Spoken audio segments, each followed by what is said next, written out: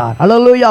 உன் கண்ணீரின் ஜெபம் உன் குடும்பத்தை மாத்திரமல்ல அநேகரை தாங்கத்தக்கதான உன் வாழ்க்கை தாங்கத்தக்க குடும்பங்களுக்கு கர்த்தர் ஆத்துமாக்களை எழுப்பி விடுவார். உன் பக்கத்து வீட்டுக்காரனுக்காக, எதிர் வீட்டுக்காருக்காக, தெருவில் இருக்கிற மக்களுக்காக, அங்கு நடக்கிற அக்கிரமம் அநியாயத்திற்காக, அங்கு குடித்து வெறிக்கிற பிள்ளைகளுக்காக, பிசாசின் பிள்ளைகள் இருக்கிற ஜனங்களுக்காக, வியாதியின் படுக்கையில் போய்கொண்டிருக்கிற ஜனங்களுக்காக நீ திறப்பில் நின்று கதற வேண்டிய பெரிய பொறுப்பு உன் கையிலே கொடுத்திருக்கிறார். தேசத்தை குறித்து பாரம் வேண்டும். அக்கிரம தேசத்தின் அவநலவை குறித்து நாம் அறிந்து கொண்டிருக்க வேண்டும். தேசம் எப்படி போகிறது, எதற்காக உன்னை தேசத்தில் உன்னை உட்கார வைத்திருக்கிறார். ஜீவனுள்ள தேசத்தில் வெளிச்சத்தில் ஆயுஷ்நாளை கூட்டிக் நோக்க என்ன திறப்பில் நின்று கதறுகிற பிள்ளையை மாற வேண்டும். எவ்வளவுதான் வேதை சொல்லலாம், ஒருத்தனாய் சுமந்தா நீ கஷ்டப்படுவ. நீ ஜனங்களுக்காக திறப்பில் நின்று கதறும்போது ஒரு கூட்டத்தை தாங்கத்தக்கதான கர்த்தர் ஒரு எழுப்பிலை தர தேவனாய் இருக்கிறார். அல்லேலூயா. உன்